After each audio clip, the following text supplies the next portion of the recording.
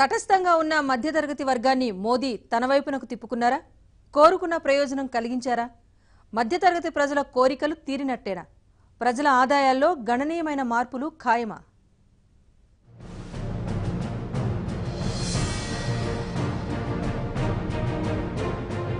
మూడున్నర కోట్ల మంది మధ్యతరగతి ప్రజలకు మోదీ వల. వ్యక్తిగత ఆదాయ పన్ను పరిమితి పెంపుతో జనంలో ఆనందం.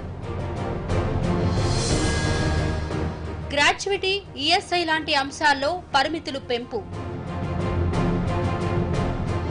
కేంద్ర మధ్యంతర బడ్జెట్లో పేదలతో పాటు మధ్యతరగతి వర్గానికి కూడా ప్రయోజనం లభించింది. గతంలో 2.5 లక్షల రూపాయలున్న ఆదాయ పన్ను పరిమితి ఇప్పుడు ఏకంగా 5 లక్షల రూపాయలకు చేరింది. అంటే మినహాయింపులో 100% పెంపు కనిపించింది. పైగా వేర్వేరు పథకాల్లో మరో 1.5 లక్షల పొదుపు చేయగలిగితే ఆ సొమ్ము మినహాయింపు కిందకొస్తుంది. ముందెన్నడూ లేని విధంగా మినహాయింపు ఇచ్చారని ప్రభుత్వ వర్గాలు అంటున్నాయి.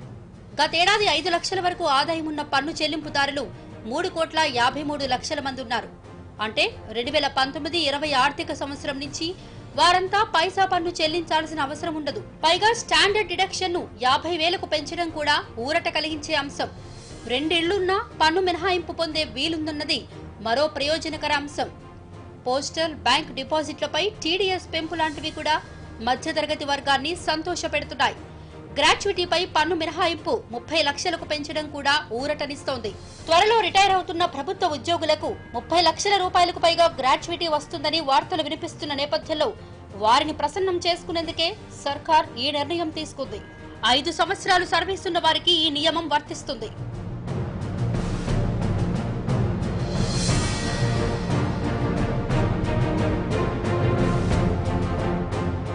మధ్యతరగతి వర్గం ఓటింగ్ సరళి ఎప్పుడూ ఒకే రకంగా ఉండదు.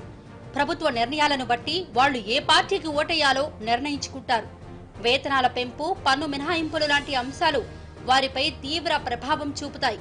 ప్రభుత్వ నిర్ణయాలతో తమకు ప్రతికూలంగా ఉండే మధ్యతరగతి వర్గం వేరొక పార్టీ వైపు మొగ్గు చూపే వీలుంటుంది. అందుకే వారిని నొప్పించకుండా ప్రత్యర్థి పార్టీ వారిని ఒప్పించే అవకాశం ఇవ్వకుండా అధికార పార్టీలు చర్యలు తీసుకుంటుంటాయి. ఈసారి బీజేపీ అదే పని చేస్తుంది. సాధారణంగా మధ్యతరగతి డిమాండ్లలో 100% నెరవేర్చేందుకు ఏ ప్రభుత్వమూ సిద్ధంగా ఉండదు.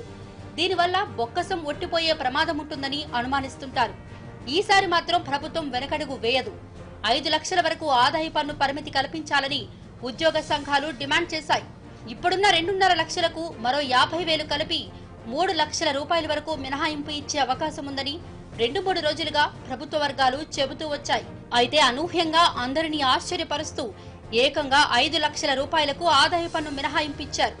3.5 కోట్ల మంది లబ్ధి పొందుతారు. కొన్ని కుటుంబాల్లో భార్య, భర్త ఇద్దరూ ఉద్యోగం చేస్తున్నా కనీసం 2 కోట్ల కుటుంబాల వరకు ప్రయోజనం పొందే అవకాశం ఉందని ఆర్థిక రంగ విశ్లేషకులు చెబుతున్నారు. మరి దేశంలో 2 కోట్ల ఓట్లంటే మాటలు కాదు.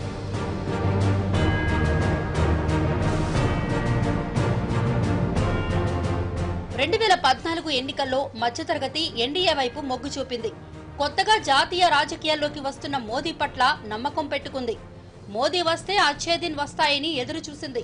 తొలినాళ్లలో మోదీ ప్రసంగాలు, ఆయన విధానాల పట్ల మధ్యతరగతి ప్రజలు ముగ్ధులయ్యారు. తర్వాత నోట్ల రద్దు మధ్యతరగతి వర్గం నడ్డి విరిచింది. ఆపై జీఎస్టీ వచ్చి పడింది. రాఫెల్ స్కామ్ బయటపడడంతో బీజేపీ కూడా అవినీతి పార్టీయేనన్న అనుమానాలు తలెత్తాయి. మోదీ ప్రభ తగ్గుతూ వచ్చింది. ఎన్డీఏ పట్ల మధ్యతరగతి వర్గంలో ఆసక్తి సన్నగిలింది. దాంతో ఇప్పుడు వారిని ప్రసన్నం చేసుకోవాల్సిన అవసరం ప్రస్తుత ప్రభుత్వానికి ఏర్పడింది.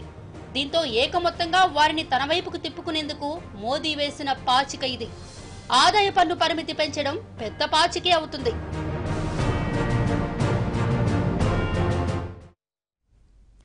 మోదీ మాస్టర్ స్ట్రోక్ కొట్టారా? కాంగ్రెస్ ను కోలుకోలేని దెబ్బతీశారా? రాహుల్ ఒక్క హామీతో పైచేయిగా నిలిస్తే మోదీ డబుల్ ధమాకాతో పడగొట్టారా?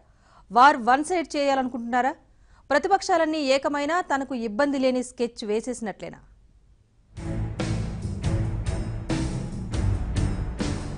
రుణమాఫీ కావాలా, క్యాష్ కావాలా తేల్చుకోమన్న మోదీ.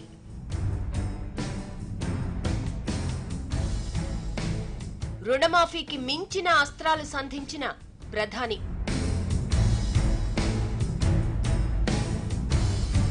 ఎన్నికల్లోపే 4,000 రూపాయల నగదు రైతు ఖాతాలో జమ.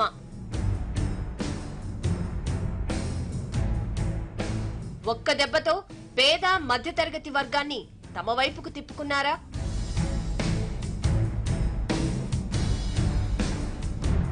కాంగ్రెస్ అధ్యక్షుడు రాహుల్ గాంధీ, ఆయనకు మద్దతుగా ఉంటున్న విపక్షాలు మోదీపై కత్తులు దూస్తున్నాయి. ప్రాంతీయంగానూ దేశవ్యాప్తంగానూ పొత్తులు పెట్టుకుంటూ మోదీని టార్గెట్ చేసుకుంటున్నాయి.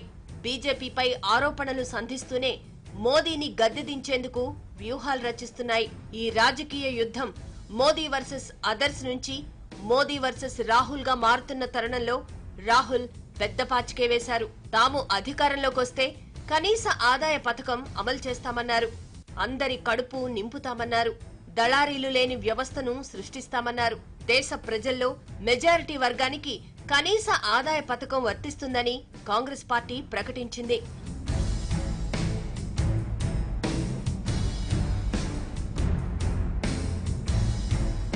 రాహుల్ గాంధీ ప్రకటించిన స్కీంపై దేశవ్యాప్తంగా చర్చ జరుగుతోంది.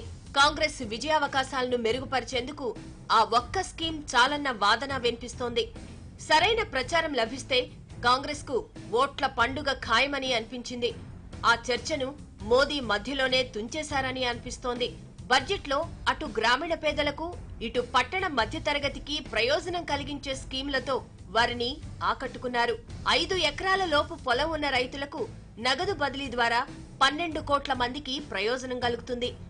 ఆదాయ పన్ను పరిమితిని 5 లక్షలకు పెంచడం వల్ల మరో 3 కోట్ల మందికి ప్రయోజనం ఉంది. మొత్తానికి కేవలం 2 ప్రకటనల్లో 15 కోట్ల మంది లబ్ధిదారులవుతారు. మోదీ కూడా ఇదే అంశాన్ని గుర్తు చేశారు. పైగా నయా మధ్యతరగతి వర్గం ఆవిర్భవిస్తుందని ఆయన జోస్యం చెప్పారు.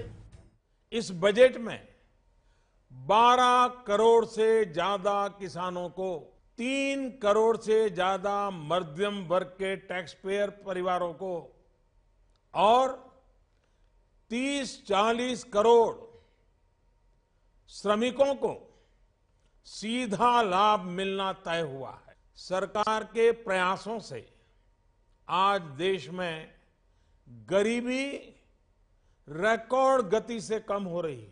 लाखों करोड़ों लोग गरीबी को परास्त करके नियो मिडिल क्लास में प्रवेश कर रहे हैं. పెన్షన్ పథకంతో మోదీ తిరుగులేని బ్రహ్మాస్త్రాన్ని సంధించారు. 100 రూపాయలు లబ్ధిదారులు చెల్లిస్తే అంతే సొమ్ము ప్రభుత్వం జమ చేయడం ఆహ్వానించదగిన పరిణామమేనని విశ్లేషకులు అంటున్నారు. 60 ఏళ్ల వయసు నుంచి నెలకు 3000 రూపాయల పెన్షన్ నిజంగా జనాకర్షణ పథకమే. ప్రతి ఒక్కరితో ప్రభుత్వం పట్ల సానుకూలతను పెంచుతుందని విశ్లేషణలు వినిపిస్తున్నాయి. ఆ పెన్షన్ కూడా భవన నిర్మాణ కార్మికుల నుంచి కూలీ నాలీ చేసుకునే వారి వరకు అందరికీ వర్తింపజేస్తారు. మోదీ చెప్పినట్లుగా సక్రమంగా అమలైతే 40 కోట్ల మంది వరకు లబ్ధి పొందే అవకాశాలున్నాయి.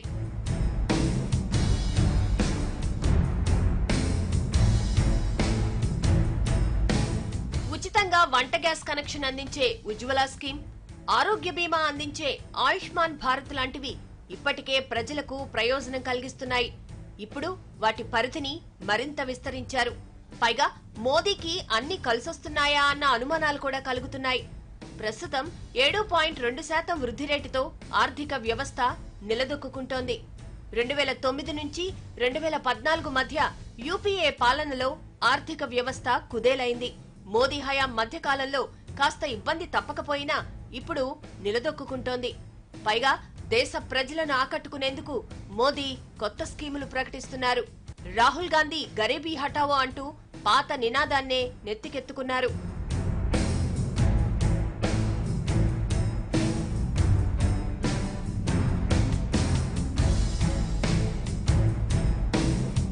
మోదీ కొత్త స్కీముల వల్ల ప్రయోజనమేంటి?